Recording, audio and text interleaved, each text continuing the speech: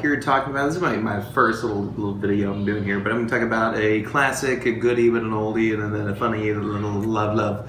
This one right here is going to be Dogfish Head 90-minute. Simple, everyday, loving beer.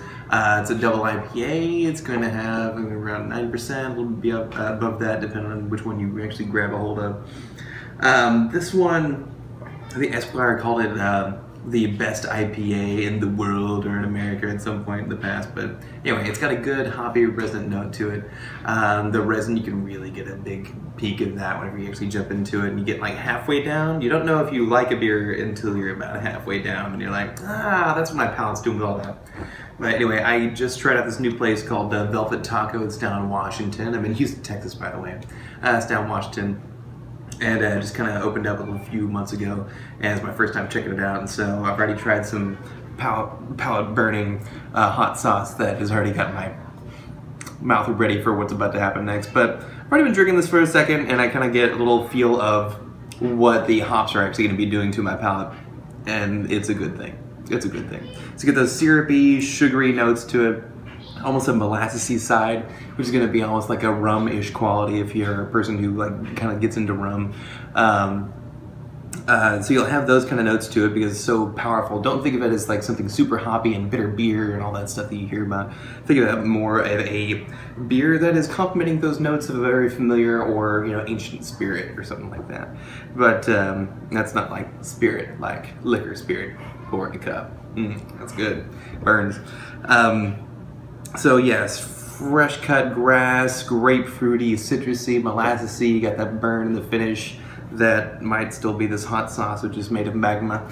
But either way, it's delicious. And so this next thing I'm going to pair it with is going to be a ahi tuna little taco bit here. So you can get a little look at that. We got going on there. Yeah, there's some peppers. It's beautiful. I got my rusty fork. It's delicious.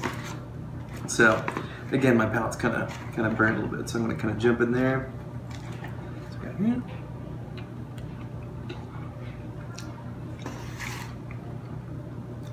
So pairing one off the other. Good flavor, very light citrus sesame. Kind of balances very well, a little nuttiness to it.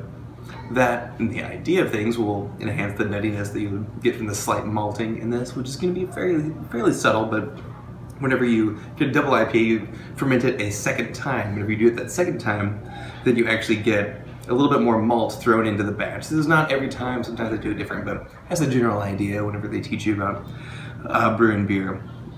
I'm sure I'll get a bunch of comments about, maybe that's right, maybe it's not, maybe I'm a liar. But either way, so you get kind of that citrus kind of jumps out because you're already having seafoods. The citrus is already very obvious that you need to be jumping into that. Then the maltiness will kind of show up a little bit with that sesame oil and the soy sauce.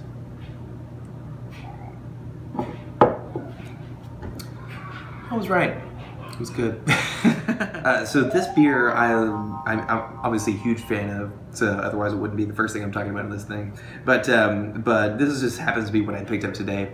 There's a lot of great complimentary dishes. It's usually going to be a taco, gotta say. Most awesome food is going to be, for a hoppy beer, is going to be a taco, so you get that spice. Matches up with the huge hop feeling that you get in the back of your throat and your palate kind of wakens up. And then there's already usually a bit of citrus with whatever pico de gallo or whatever, everything's going on there, different elements. And then you also get a nutty side or maybe a caramelly side from whatever char you would actually get from the butter actually hitting actually searing on the outside of whatever protein you have.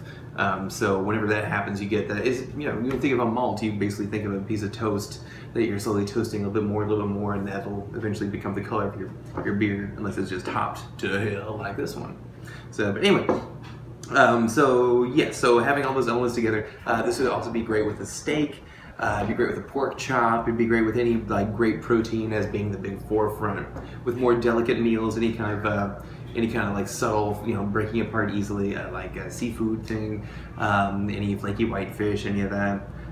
Probably wouldn't fit as well, but if you get back to shellfish, that would also complement as well. I just had the last one that kind of burnt me. It was a crawfish, a fried crawfish. I think it's soft shell crawfish taco, and that one I just kept on pouring the stuff on, just having a good old time. Just a little more, please. And anyway, so Yeah, those would be like the general things I would try to complement the beer with one of those back and forth. So this is not really. Like, there's certain beers that are dessert beers that you'd want to have with nothing else, and there's certain beers that are aperitifs that you would want to start off your evening with. But this one would definitely be a good pairing during the meal, or a good dessert beer going solo by itself. So because this will kind of be a little bit of a palate killer. It'll throw off anything else. So if you have anything besides a hard liquor or a really potent wine after this, you really won't taste it. So a light lager, it'll just be like water with a beer burp flavor on top. So, but I highly recommend trying this one out. And anyway, if you like this video, definitely like it and subscribe, and check me out here again next time. Thank you.